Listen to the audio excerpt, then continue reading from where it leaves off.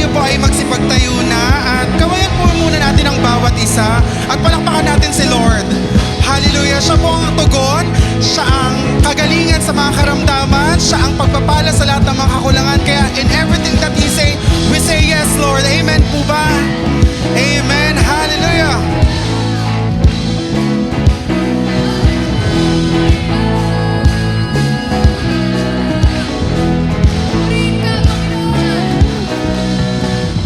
I'm trading my sorrow, I'm trading my shame, I'm laying them down for joy of the Lord. We'll trade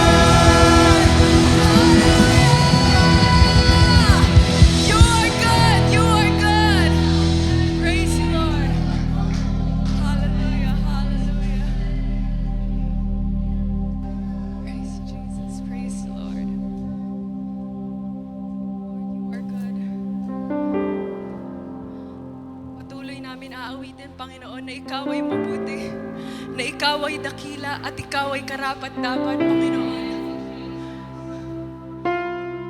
Nandito kami ngayon, Panginoon, because we are calling for You.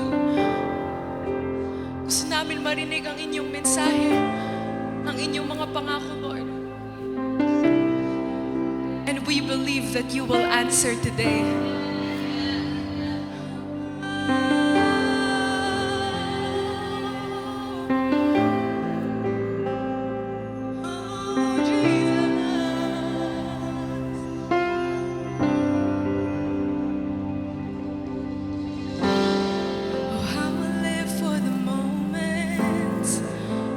Still in Your presence, all noise dies down. Lord, speak to me now. You have all my attention. I will linger and listen, 'cause I can't miss a thing. Oh Lord, I know my heart wants more of You. My heart wants something new, so I surrender all. 'Cause all I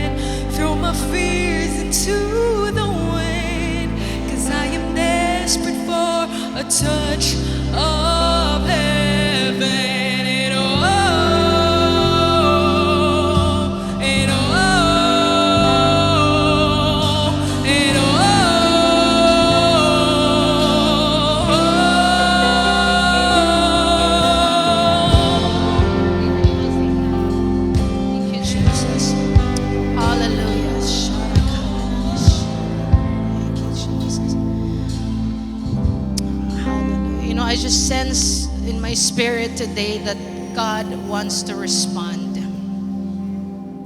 God wants to respond to the cry of His people. You know, we have been singing this song, and we are singing, Lord, I am desperate for your touch. I'm opening up myself again to you. Can we flash the lyrics? It says there, I'm desperate for a touch of heaven. Next one. You're the fire in the morning. Can you check the chorus? It says, all I want to live is live within your love, be undone by who you are. My desire is to know you deeper. Lord, I will open up again. We have been singing that song, and I felt God as our Father wants to respond. We say, Lord, I'm desperate for your touch. God wants to touch you.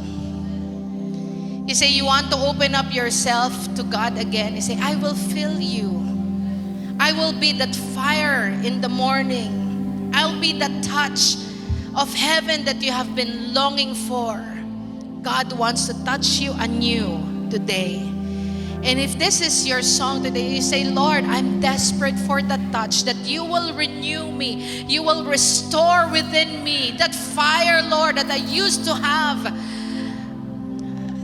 You know, you can sense that in your belly, in your bosom. You can sense that God is stirring something in your heart today, and God wants to fill you again. And if this is the cry of your heart, God wants to touch you. You can raise your hand today and say, Lord, that's me. Lord, that's me. I want that desperate touch. I'm desperate for that touch, Lord. I'm desperate for the touch. Lord, ako yun, Lord. Hipuin mo ako. Come, fill me, Lord. Fill me, fill me, fill me, God. Fill me, Lord.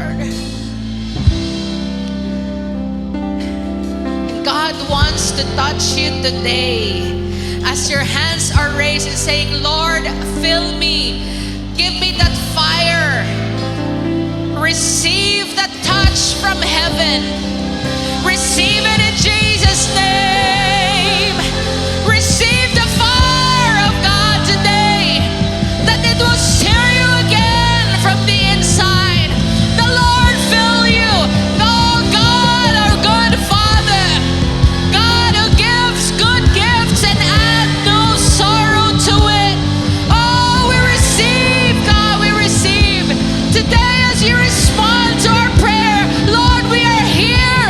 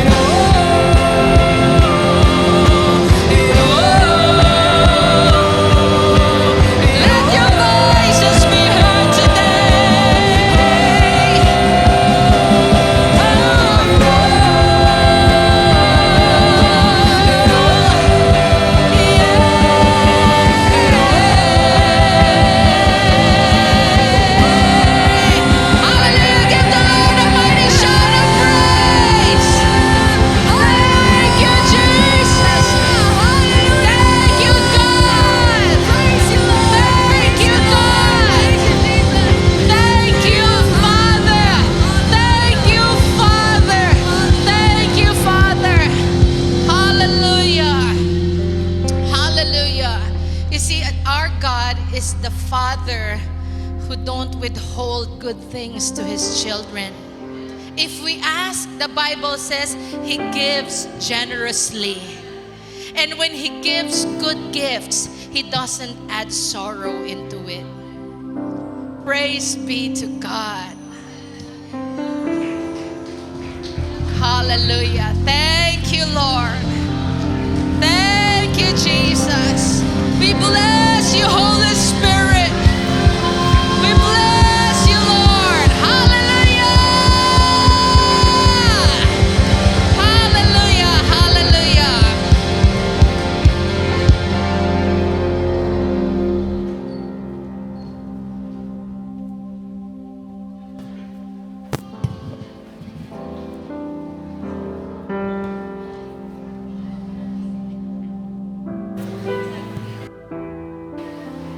Amen. And we just want to thank si Lord no sa na-receive natin this morning, yung blessing niya. Truly, every good and perfect gift comes from our Father in heaven. Amen. So, happy Father's Day po sa ating mga tatay dyan.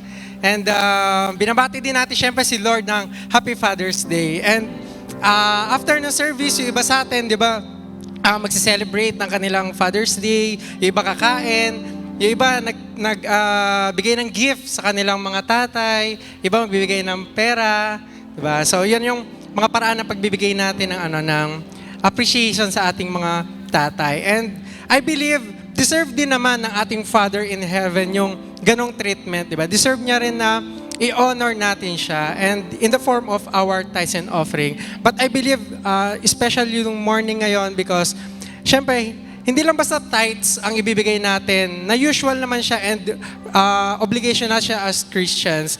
So, I will give you 30 seconds to prepare something para kay Father in Heaven. Amen? So, 30 seconds, prepare something for God. Something na out of the abundance of your heart. Something na, Lord, Father, thank you for the whole year na binigay mo and this is for you. This is my offering and pag-honor ko sa iyo bilang aking Ama na nasa langit. Amen? So, ayun, let us all give.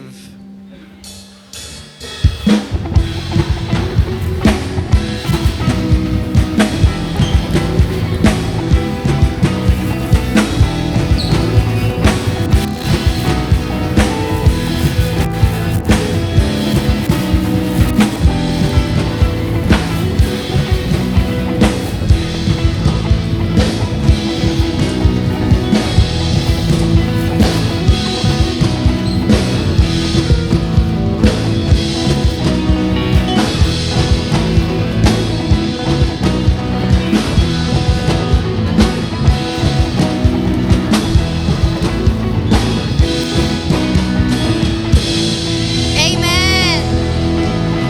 Can we all clap our hands for the Lord? Amen.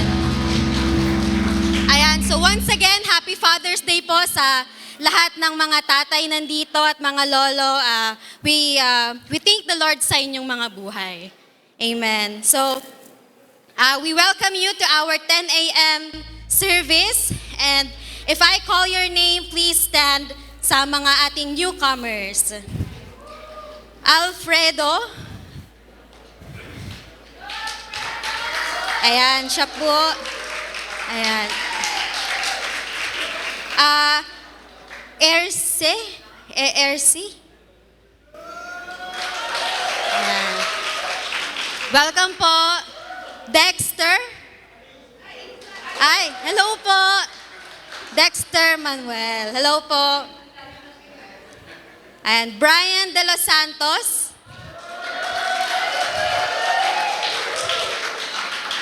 Ana Rihanna. And Benny. Ayan, so welcome po sa Cornerstone. I hope makasama pa po namin kayo the next Sundays. Ayan, so welcome rin po sa ating mga 5 p.m. service attendees. Hello. Ayan, so for our announcement po, prayer night at EMAMS at 6 p.m. We have different services. We have Thursday service 5 p.m. Sa mga hindi po nakaka-church ng Sunday ng 10 or 5 p.m. And also for cell group, sa mga wala pa pong cell, join na po kayo as our team is kasali lahat, lahat kasali. Amen. And let's all welcome our MC for today, Marla Quezon. Thank you, Ate Kim. Ayan, so nabanggit na po kanina na Father's Day po ngayon. Kaya tinanyahan ko po lahat ng fathers natin today. Maaari po ba kayong tumayo? Ayan, para mabigyang honor po namin kayong lahat. Mga fathers, wag na po kayo mahiya. Alam ko pong hinintay niyo to. Woohoo! Palakpakan naman po natin ang ating mga fathers dito sa Cornerstone, Marikina! Ayan, parang nagpapa-shoutout pa nga po yung daddy ko dun sa likod. At kung nakita niyo po ang mga fathers natin ngayong araw, mga mommies, tingnan niyo po ang mga magigiting ninyong mga asawa. At mga anak, tingnan niyo po ang mga daddy niyo na sobrang generous. Isang sabi lang na daddy, Lazada nga, talagang nakabuy now ka na. But fathers, look at yourselves now. The Lord has brought you here today. The Lord has brought you to who you are today. Amen po ba, mga daddies, mga fathers? Ang inyong pananampalataya sa Panginoon ang nagdala sa inyo rito upang kayo ay maging mabubuting asawa at ama sa inyong pamamahay. You are the leaders of your household, and the Lord's grace and love continues to overflow in your life. Amen po ba? Ayan, at alam ko pong ayaw nyo magpatalo sa mga mommies, kaya naghanda rin po kami ng special video para sa inyo ngayong Father's Day. Woohoo!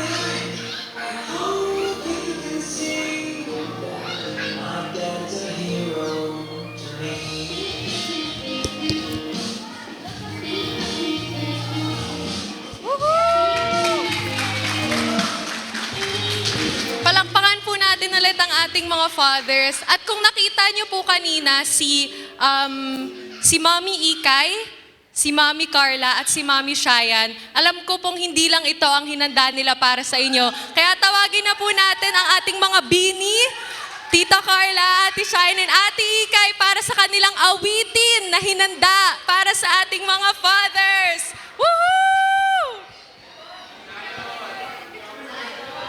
Bigyan ulit natin sila ng pampagana, church. Palakpakan natin silang muli.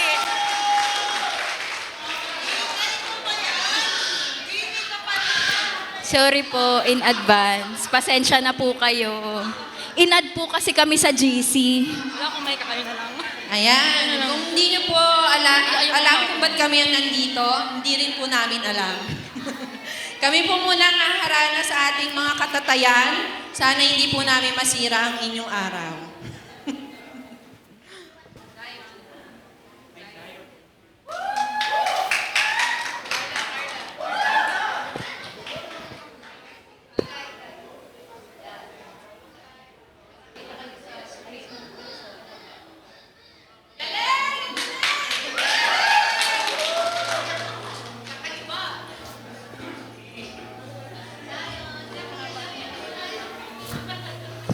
Ayan, palakpak naman po dyan.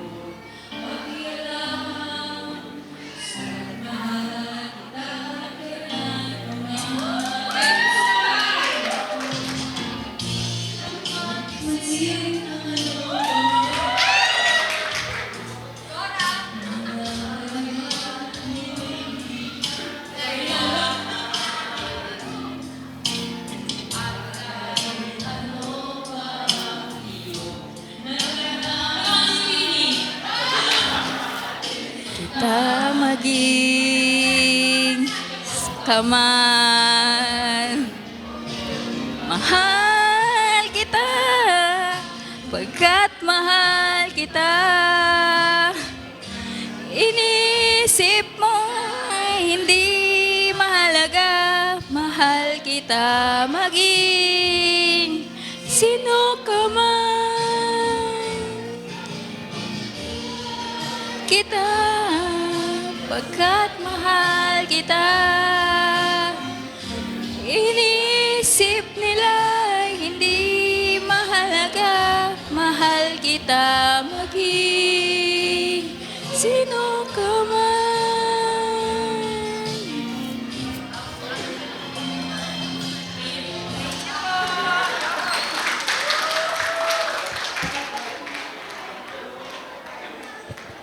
Ayan, Kuya Jason, pwede na po ba sa worship team? Pasado na po ba, Kuya Jason? Ayan, at bago tayo mag-proceed sa ating word, inaanyaan po namin lahat ng Father's Day na pumunta po dito sa harapan ngayon. At alam ko po may hinandang token po para sa inyo. Woo! Palakpakan naman po natin ang ating mga dads today. Ito na po ang chance nyo para rumampa ngayon.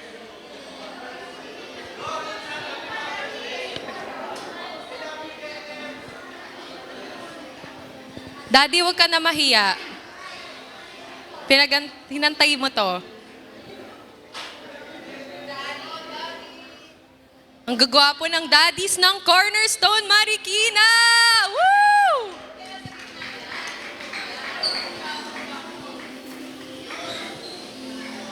Ayan na po. Thank you po kay Sister Jen and Sister Avic.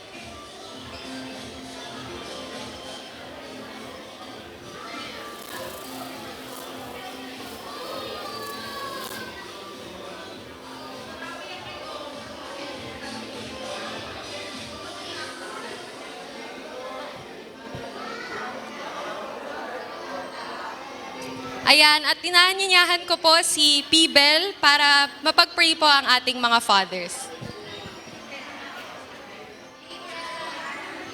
Gusto niyo po dito para nakita niyo po. Excuse me po. Ayan. Hallelujah. Tapos na ba, lahat ba? Meron na taas ang kamay nang wala pang gift o token. Ayan. Basahin ko lang po ang isang verse sa Psalm 103 verse 13. As a father shows compassion to his children, so the Lord shows compassion to those who fear Him. Mga tatay, mga daddy, mga papa, mga edad, you don't know the role, how significant your role is sa buhay ng inyong mga pamilya, sa inyong asawa, sa inyong mga anak. So these are our prayers for you. Let us extend our right hand towards our Father. Sige po, yuko po tayo. Lord, we thank you for these wonderful dads.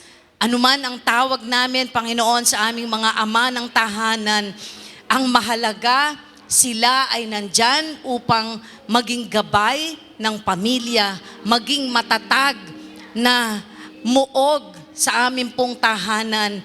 Lord, we sincerely ask that you bless each father with strength, Lord, so that whatever they are going through, anuman ang mga pinagdadaanan nila, that they will be filled with so much strength, nakakayanin nila ang lahat at maitatawid nila ang kanilang pamilya.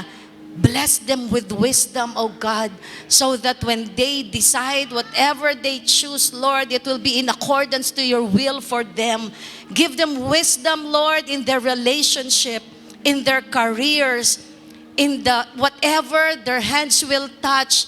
Bless them, O God, immensely bless them so that they will be able to fill in the role of a father, a real father to their family, to their children. Gabayan mo sila, ingatan, pagpalain ng magandang kalusugan, strengthen them in everything that they will do. Fill them with so much love that they will be able to shower love as well to the people around them. Give them compassion, O God.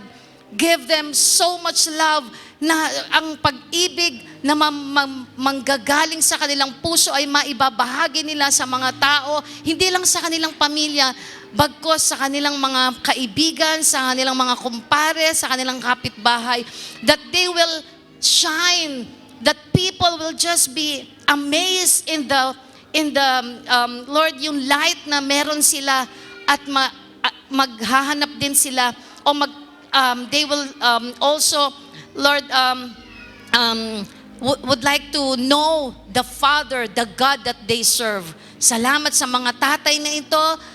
We love them and we honor them, and Lord, bless them immensely. In Jesus' name, and everybody say, Amen. Happy Father's Day.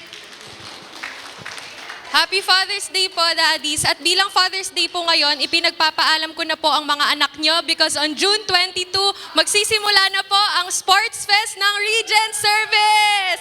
And more details will be posted soon po. So please stand by sa Facebook page ng Cornerstone Marikina. At ngayong buwan po ng June, sunod-sunod po ang selebrasyon natin because on June 30 ay first anniversary po ng 5 p.m. service. Woohoo! Ayan, and we hope to see you there. And alam ko pong hoping na rin kayong makita ang magpipreach po this Sunday. Kaya tinatawag ko na po si Pastora Cathy Quezon for the Lord's Word today.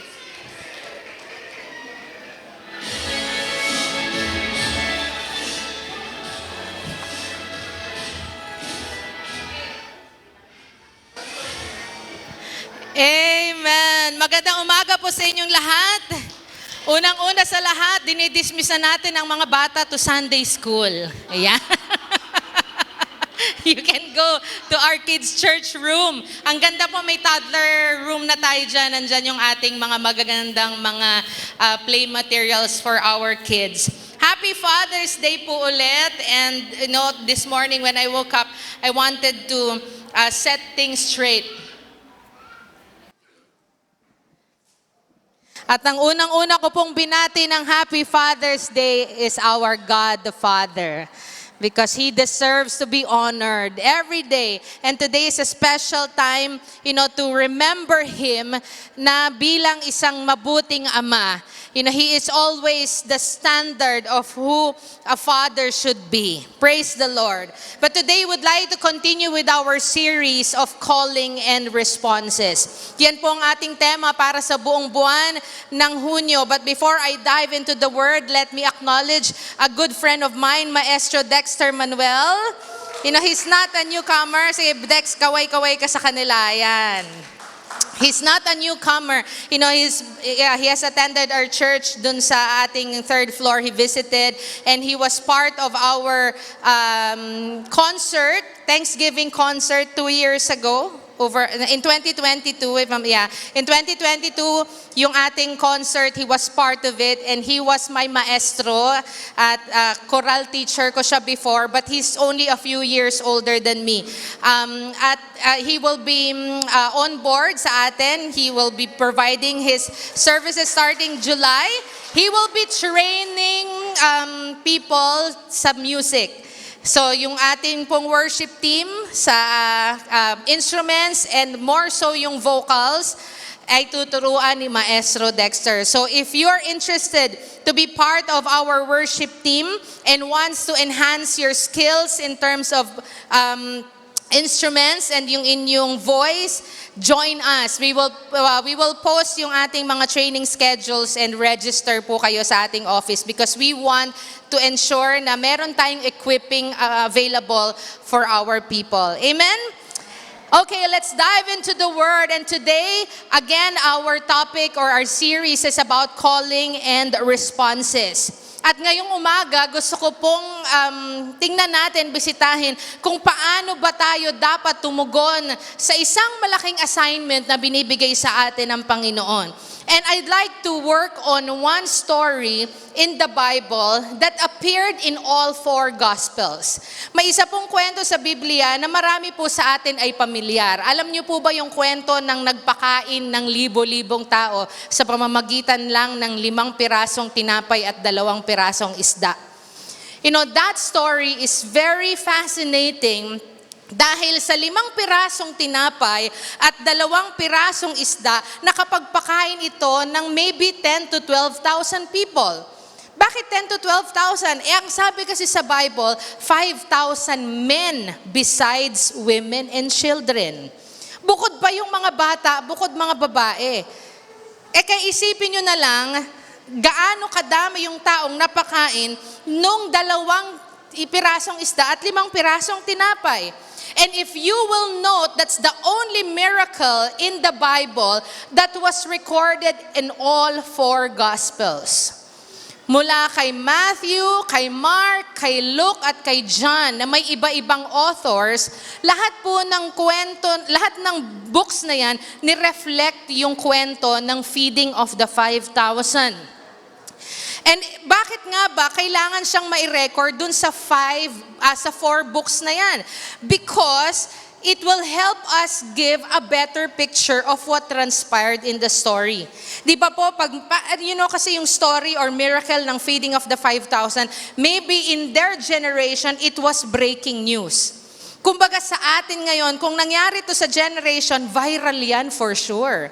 Malaking news ito na para ang 5 pirasong tinapay at 2 isda ay makapagpakain ng libo-libong mga tao, magva-viral yan. And when there's a breaking news that happens, you don't get the fullness of the story until days later, weeks later, months later, and sometimes years later. When you hear testimonies of people, maraming magsasabi, andun ako, nakita ko na ganito yung angle. Meron naman maglalabas halimbawa ng CCTV na sa kabilang angle naman, sa bandang likuran, meron kayong hindi napansin na ganitong eksena. Di ba ganyan? Kaya na-record siya sa 4 Gospels because it will give us an idea what transpired according to the perspectives of different disciples that recorded the story. Pero bakit nga kaya amongst all the miracles in the Bible, ito ang napili? Bakit ito ang na-reflect sa all 4 Gospels? Because it's not just about the feeding of the 5,000. Hindi lang ito tungkol sa himala na dumami ang mga pagkain.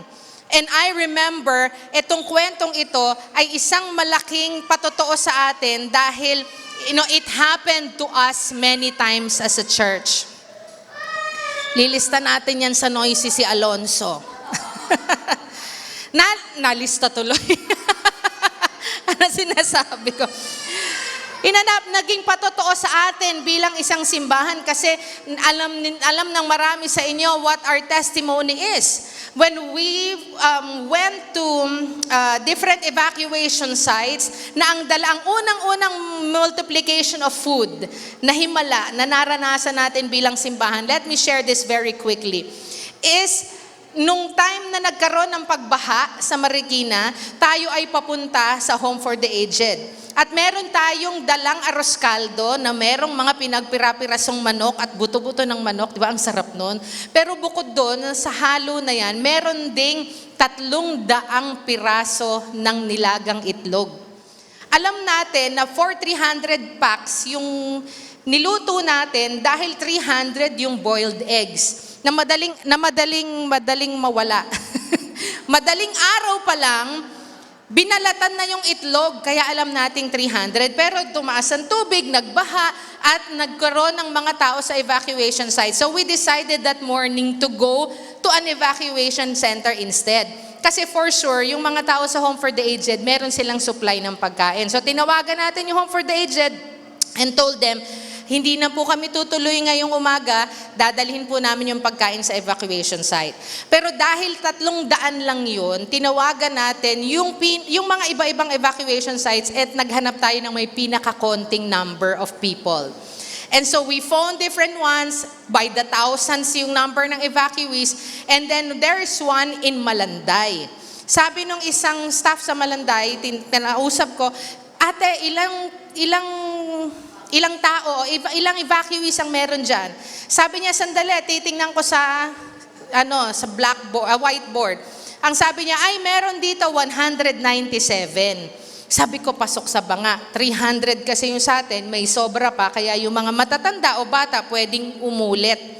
So doon tayo nagpunta. Kung ito yung evacuation center, doon tayo nakapark sa bandang dulo-dulo.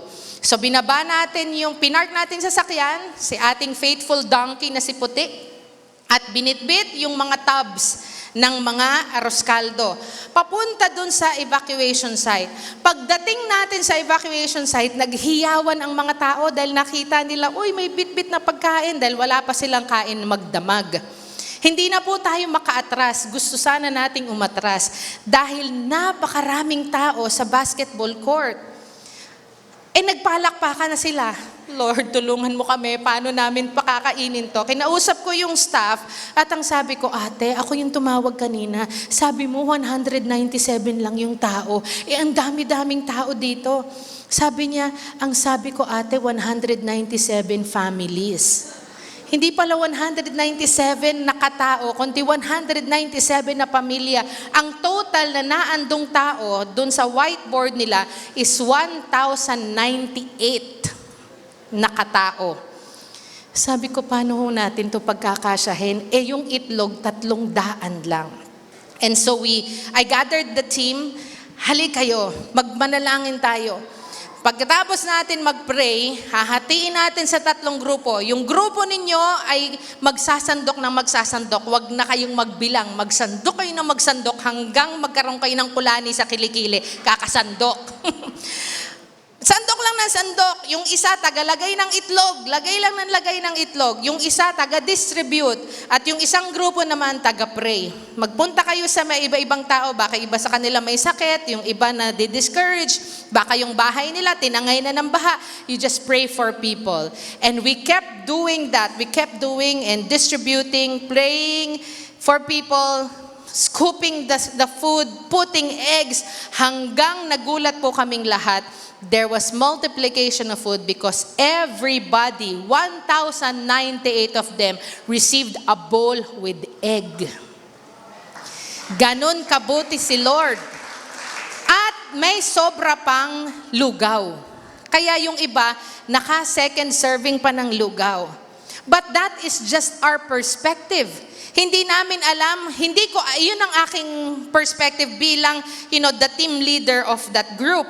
And I saw God's hand. But like the feeding of the 5,000, there were different responses from people. Kaya yung kwento ng feeding of the 5,000, it was reflected in all four Gospels because it's not just about the miracle. It's not just about the boy giving his food away, but it's more of the responses of the disciples in the story as reflected by the author. Ano ang nakikita ng mga disipulo? Parang iniisip ko, nung panahon na nandun kami sa Malanday evacuation site, ano kayang iniisip nung mga kasama kong team? When I told them, come on, we will feed 1,098 people. Maybe some of them will also say, PK, you are out of your mind.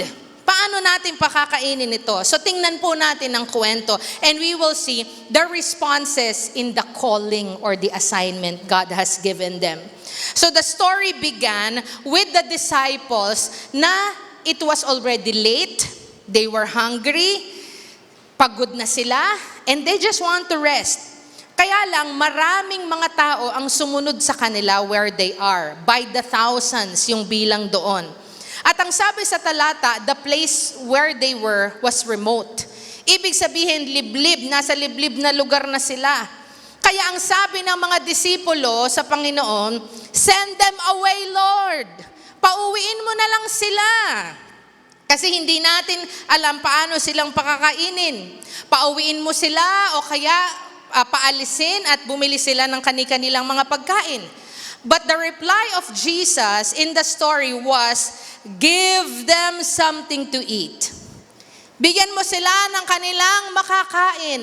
Hindi natin sila pauuwiin. Yun ang sabi ng Panginoon. Tingnan natin yung different responses per book. According to the book of Matthew, that we will of course say that this was written by Matthew. Sabi sa Matthew chapter 14 in verses 15 to 17, let me read this. As evening approached, the disciples came to him and said, this is a remote place and it's already getting late. Send the crowds away so that they can go to the villages and buy themselves some food. Jesus replied, they do not need to go away, you give them something to eat. And then in verse 17, ang sabi ng mga disipulo, we have here only 5 loaves of bread and 2 fish, they answered. So ang unang sagot ng mga disipulo, dun sa dun sa situation na meron sila, sa assignment na binigay ng Panginoon, sa panawagan sa kalinan ng Diyos na pakainin itong napakaraming tao, their reply was that we only have 5 loaves of bread and 2 pieces of fish. Ano ang naging focus ng kanilang response? The first response focused on their limitations. Marami sa atin tulad ng mga disipulong ito. Marami sa atin, may panawagan si Lord sa'yo, may assignment na binigay sa'yo ang Panginoon, but your response was to focus on the limitation. We focused on our shortfalls. We focused on our weaknesses. May pinagagawa ang Panginoon sa buhay mo, pero ang sasabihin mo, Lord, mahirap lang kasi ako, hindi ko kayang gawin yan. O kaya, Lord, bata pa ako. O kaya, Lord, matanda na ako. Parang wala nang paglagyan si Lord. Bata ka, matanda. Meron pa rin tayong excuse. Sabi mo, hindi ka bata, hindi ka matanda. Ano pang excuse mo? Lord, sakitin ako eh. Madali akong ubuhin. Madali akong lagnatin. O kaya, Lord, maramdamin ako. Madali akong ma-hurt sa mga tao. I'm a loner. I'm an introvert. Or maybe you're saying, you're a busy person. Saan tayo dito? Anong excuse natin tungkol sa ating mga kahinaan? And we focus on that limitation, on that weakness. Mga tatay, bilang kayo ang bida ngayon sa Takilya, anong kahinaan ninyo ang idinadahilan nyo kay Lord? Bakit ayaw ninyong mag-involve sa ministry and serving God? We have seen a lot of fathers being inactive in the call of God in your life. And you have many excuses. Yes, we want to encourage our dads today, but let this be a challenge to you also, fathers. Ang dami nating dinadahilan kay Lord. Ang sasabihin natin sa Panginoon, naku Lord, hindi ako para dyan.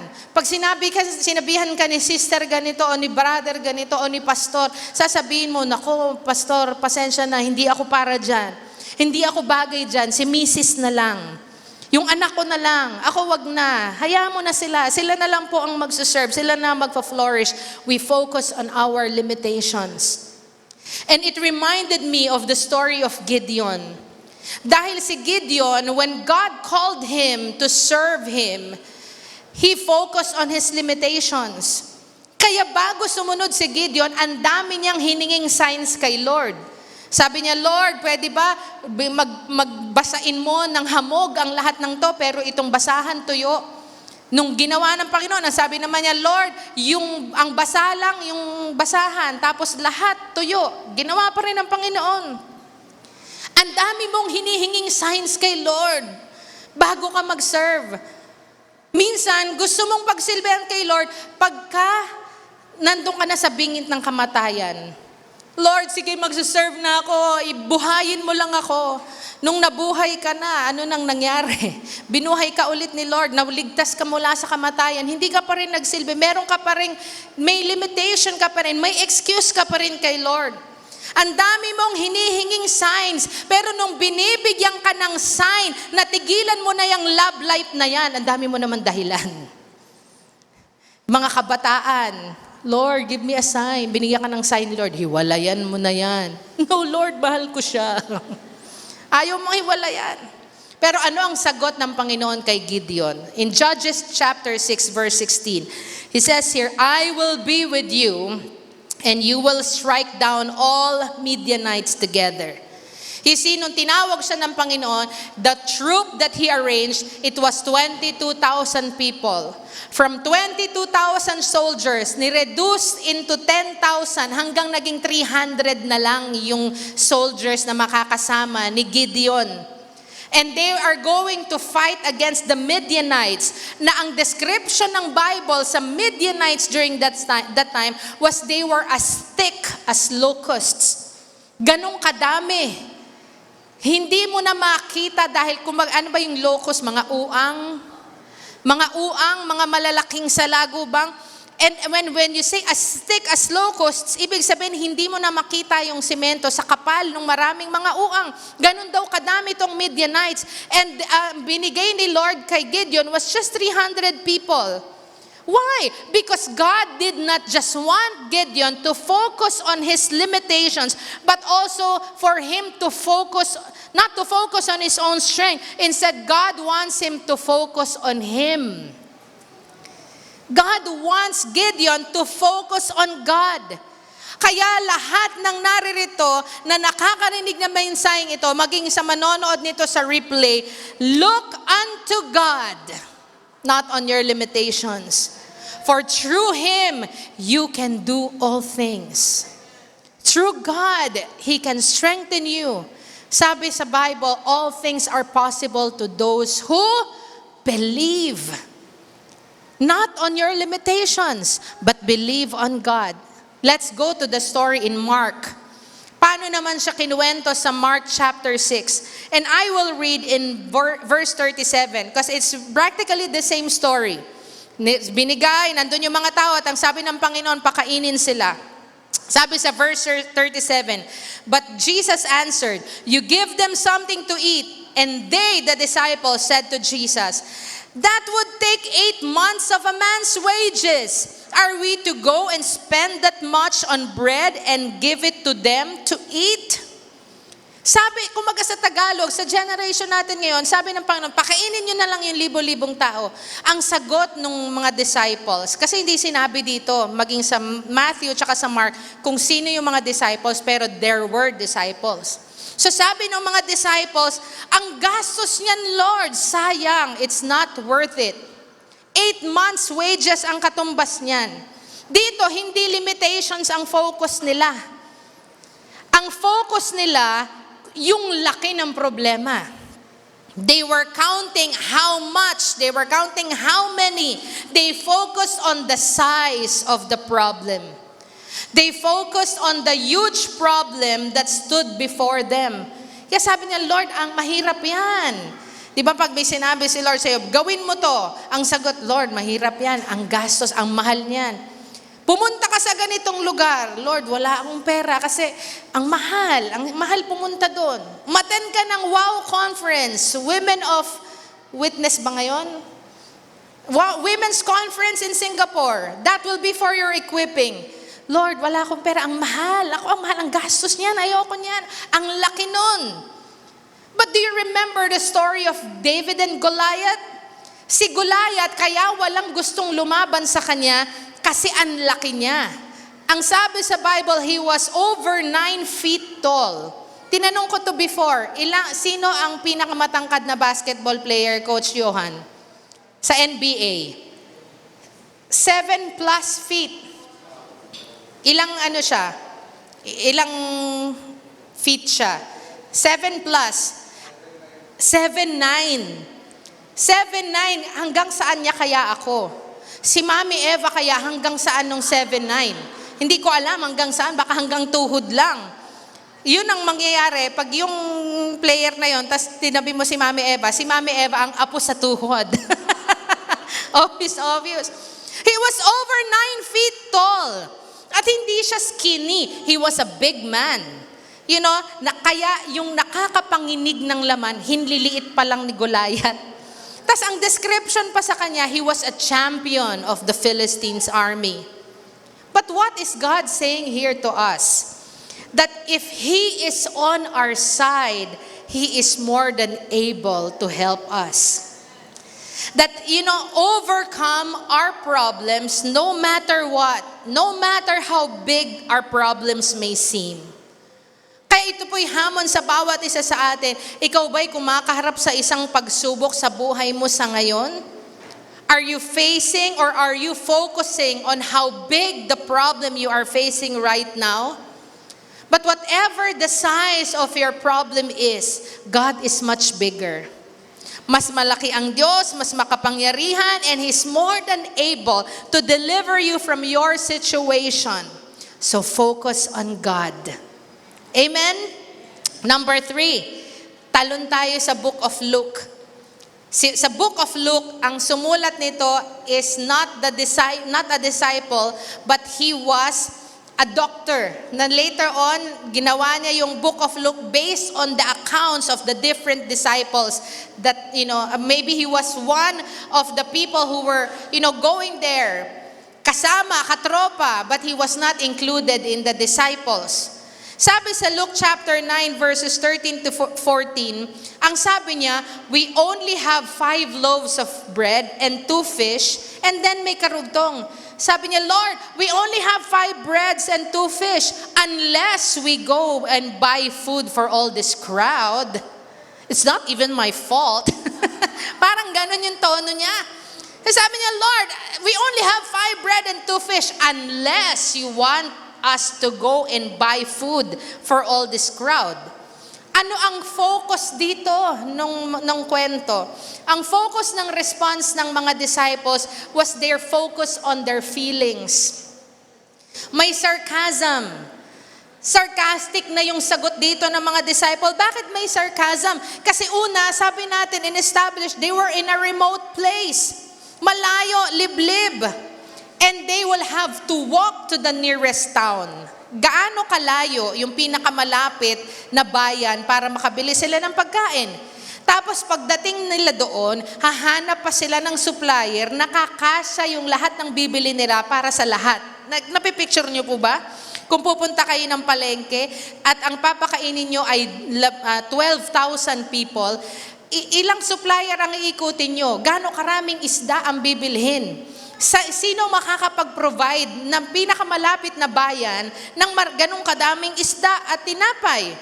Gano'ng kadaming Spanish bread ang bibilhin dun kasi pinagbibilhan natin ng Spanish bread tinapay. Anong tindahan yung binibilhan natin? Triple E ba yun? Yung Triple E na bakery, pag meron tayong feeding program, ilang araw prior, tinatawag na natin, nag-order po kami ng 4,000 pieces halimbawa ng pandesal. At lulutuin nila yon ng, the day before para pack na lang ng pack. Ito immediate. Paano paano din nila iuwi yun kung sakaling merong makakapag-provide? So in short, this has become a very overwhelming task for the disciples. Kaya naisip natin minsan, sa full-time staff, yung overwhelming task at hand for them also, sometimes they become very sarcastic to me. Sure ka, PK?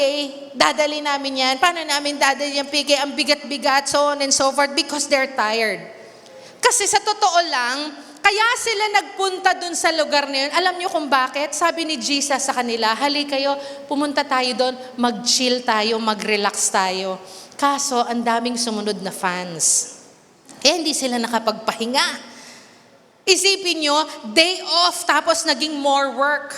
Kaya understandable yung pagod nila. Understandable yung sarcasm because they were tired and they had a long day and they are reluctant to do more work. Kaya ang tanong natin, wala bang compassion si Jesus sa mga staff? Wala bang compassion si Jesus sa mga disciples? But you see, He has compassion not just for the people, but God has compassion for His disciples. Kaya nga nagkaroon ng multiplication of food miracle. Hindi lang para sa mga tao na gustong pakainin ng Panginoon, but more so for the sake of the disciples, para hindi sila mahirapang i-provide ang napakaraming food para sa mga tao. Sa pinagdadaanan ninyo sa ngayon, whatever it may be, are we becoming critical of God? Sometimes nagiging critical tayo kay Lord, that we blame Him for being uncaring, or branding Him as just as a taskmaster. Lord, bakit mo pinapagawa sa akin to? Bakit ko pinagdadaanan ng mga ito? Lord, the task and the calling that you have in my life seems so heavy of a burden for me to carry. Kaya ang tingin natin kay Lord minsan, Lord, wala ka namang awa. May mga ganyan tayo minsan panalangin, Lord, maawa ka sa akin. Para bang walang awa ang Panginoon sa atin. You see, if you are in that situation, know that God loves and cares for you more than you can imagine. He will not allow you to be tested beyond what you can stand. Kaya magpatuloy ka lang, kapatid. Kahit pa hindi mo makita na kung papaanong yung pagod mong katawan, yung pagod mong emotions, yung pagod mong isip ay kayang itawid yung susunod na lap, He cares for you. And He will not test you beyond your capability and capacity. Lastly, in the book of John, this is the fourth response. I will read in chapter 6 verses 8 to 9. Sabi dun sa Bible, here is a boy, sabi niya. Ang sabi dito sa book of John, pinangalanan sino yung nag-respond. Unlike the first 3 books, hindi sinabi kung sinong disciple. Pero ang sabi, the disciples. Dito sa book of John, sinabi kung sino yung disciple na yon. It was Andrew who spoke up. Sabi ni Andrew, okay, Jesus, here is a boy. At ang sabi niya, here is a boy with 5 small barley loaves. Very specific. 5 small barley loaves and 2 small fish. At ang sabi niya, how far will they go among so many? He noted their specific details. Kasi the first few books, ang sabi lang, 5 loaves, 2 fish. Pero hindi sinabi kung anong klaseng tinapay. Dito sinabi, tasty. O kaya, hindi yung coco, yung may coconut. Pandikoko. Sabi niya, merong pandikoko, 2 la. O kaya meron lang 2 ensaymada. Sinabi niya doon, ilan lang at kung anong klase. Sabi niya, 5 small barley loaves. In short, si Andrew, he made a detailed description of the situation. Dahil ang gusto ni Andrew, ma-analyze even the small details. Some of us are like Andrew. Okay? Some of us are like Andrew. Dinidetalye lahat. Dahil yung number 4 response, some of us focus on logic and human reasoning. Like Andrew, many of us reason with Jesus or many reason with the pastors and leaders about the rationale of things. Anong objective niyan, PK? Anong logic niyan? Because we want things to make sense. Gusto ko maintindihan, para saan yan? Anong maidudulot sa akin ito? Ganito ang karamihan ng mga kalalakihan, not just fathers, but men in general. Men in general, they want things to be logically sound. You want to analyze things. Dapat everything makes sense. Dapat ma-prove na full proof yung diskarte. Kaya minsan mga nanay naiinis naman, ang tagal dumiskarte ng tatay, ang tagal magdesisyon kasi yung tatay gusto niya full proof. Tama ba mga tatay? Gusto na-analyze lahat. Kino-compute lahat ng angles. Kaya minsan tinatawanan ang instructions sa kanila because for them it doesn't make sense. Human reasoning says, this doesn't make sense. But you see, many of the things of God cannot be explained by human reasoning. Marami sa ginagawa ng Diyos sa buhay natin, hindi kayang ipaliwanag na bakit ganon, paanong nagkaganon. Parang halimbawa, yung calling o yung pinagawa na assignment ni Lord nang sabi niya, para gumaling yung may ketong, dapat maligo sa ilog na madumi. May sakit ka sa balat, ang sabi sa'yo, pumunta ka sa ilog ng Marikina, mag-swimming ka doon kasama yung mga janitor fish. Parang sa atin, paano ko gagaling doon? Baka lalo pa ako magkaroon ng galis. Paano magme-make sense? Para makakita ang bulag, kailangan dumura sa lupa. At yung dahak niya sa lupa, ilalagay doon sa mata. Ew. Paano mag-make sense na yung pader para gumuho, dapat mo sigawan, pero dapat manahimik ka muna. Ikutan mo, tas tahimik ka lang. Pagkatapos ng 6 na araw na nag-iikot ka, on the 7th day, ikutan mo na ang 7 beses, pero yung 6 times, wala kang magsasalita. On the 7th round, doon ka sisigaw, tas guguho. Paano yun? Ang kapal-kapal nun. Yung description ng walls of Jericho, sobrang kapal. But you see, God's thoughts are not our thoughts. Sabi sa Isaiah, just as the heavens are higher than the earth, so are God's ways higher than ours. We just have to trust the Lord. Whatever assignment, whatever call God has for your life, you need to respond. Don't focus on your limitations. Don't focus on your feelings. Don't focus on your reasoning. Don't focus on the size of your problem, but trust the Lord. No, the responses given by the 12 disciples, representation ito ng kung paano tayong mga mananampalataya magre-respond into different situations in our life. Especially pag may overwhelming task na binibigay sa iyo si Lord. Pag may gagawin ka, may pinagagawa sa iyo si Lord na napakalaki para sa buhay mo. You see, the same responses were displayed by the Israelites. Kasi may overwhelming task si Lord sa kanila.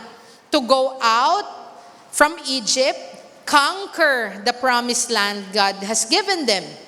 It was an overwhelming task. And time, they gave the same limitations. They focus on limitations, their weakness, their feelings, the size of the problem. Ano ang naging ending? Kasi paulit-ulit na gano'n ang kanilang response sa panawagan ng Panginoon sa buhay nila. What was the result?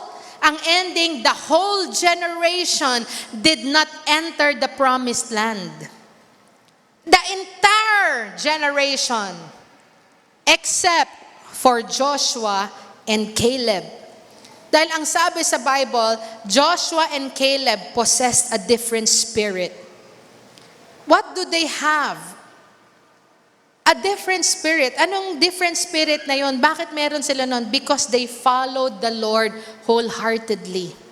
Despite their limitations, despite the size of the problem, despite what they feel, despite what they think, sabi nila, Lord, susunod kami. Kaya ito po'y hamon ko sa bawat isa sa atin. Are you willing to be different from those who only see their limitations, those who only see the size of their problem, and those who only rely on their own human reasoning?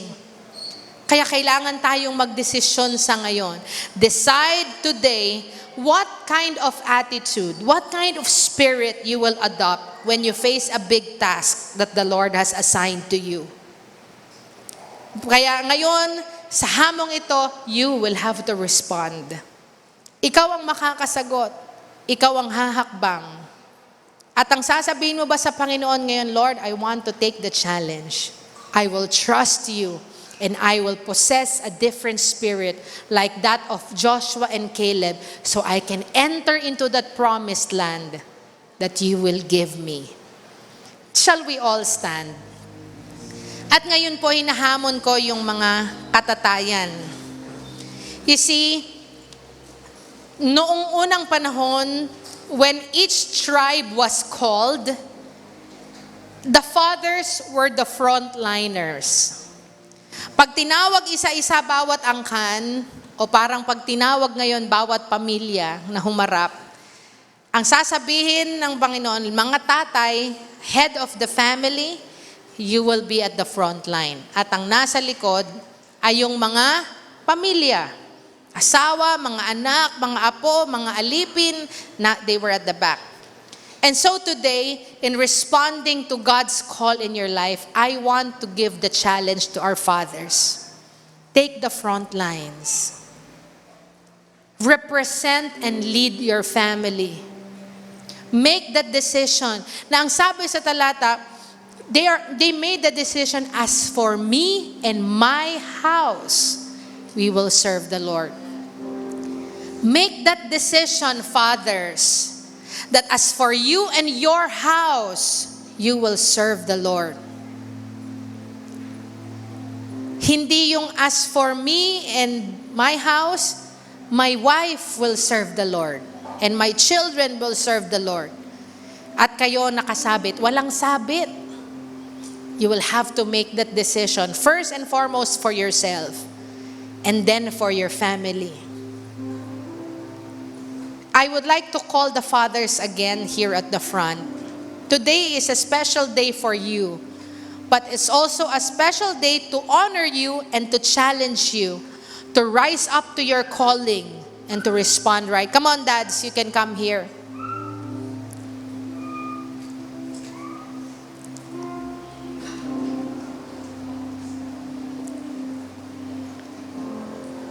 Church, we will do a profiling. Tingnan po ninyo itong mga wanted natin. Mga tatay, sabi nga, harap sa kanan, harap sa kaliwa, harap sa likod, makita nyo all angles. Why did I ask them to come here? Earlier, they have been prayed for. You know, they were encouraged. We released a word of blessing to them. But today, right this time, as you look at them, mga tatay, as you are facing the church, the congregation, gusto naming makita ang inyong mga muka taking the front lines for your family in serving God. That you will really take the lead. Mommies, I know what you feel, that you want your husbands, you want the father of your children to take their stand. Mga nanay, we want to be led. Kaya kayo matatapang, kasi baka mga tatay, matapang kayo sa ibang bagay, pero wala kayong tapang pagdating sa pag-lead ng inyong mga pamilya into godly things, into giving them, paving the way for them, the future and the destiny God has called them to be. But fathers, we believe in you. We salute you. We thank you for your labor for the family. We thank you that you are a strong fortress, and today we want to prophesy to you. You are a strong foundation to your family and even to this church. You are a pillar of strength. You are going to take the lead for your family. You are going to rise up to your calling. You are going to possess the land. You are going to bring security over this church because of your presence. And we will see more fathers who are on fire in serving the Lord. And right now, as you stand there, you represent your family. Imagine behind you is your family, and you are standing before God. And today you say, Lord, this is me. I represent my family. And today I want to say, I will follow you. And as for me and my house, we will serve the Lord. Can you repeat that, fathers? Can you say that? As for me. Come on, mga matatapang na tatay. 1, 2, 3. As for me and my house, we will serve the Lord. Hallelujah. Thank you, Jesus. Let's all lift our hands. Father, today we want to respond right to the call that you have for us. The assignments you give us, Lord, individually and as a family and as a church. Today we humble ourselves before you and we say sorry, Lord, for the many challenges that you have given to us that we have not responded correctly. Patawarin mo kami, Panginoon, if we have been overcome by fear, by doubts, by our weakness. But today, Lord, as you challenge us, we are making a stand that we will progress, we will move forward. We will not be focusing on our limitations. We are not going to focus on our feelings and emotions. We are not going to focus on our own reasoning, on the size and the hugeness of the problem. But today we fix our eyes on you, Jesus, the author and finisher of our faith. And Lord, today as I sense in the Spirit, you are giving a new charge to our fathers. Fathers, the new charge is being given to you. Go and conquer, go and possess. Your breakthrough is at hand. Thank you, Jesus. I bless our fathers today and I pray, Lord, that you strengthen them day by day, that you shall reveal yourself to them, Lord, as a father, as an example, Lord God, on how they will run their family, how they will bring their family, Lord, from glory to glory. I lift them up to you, Lord. I bless them in the name of the Father and of the Son and of the Spirit. The Lord bless you and keep you. The Lord make His face to shine upon you and be gracious to you.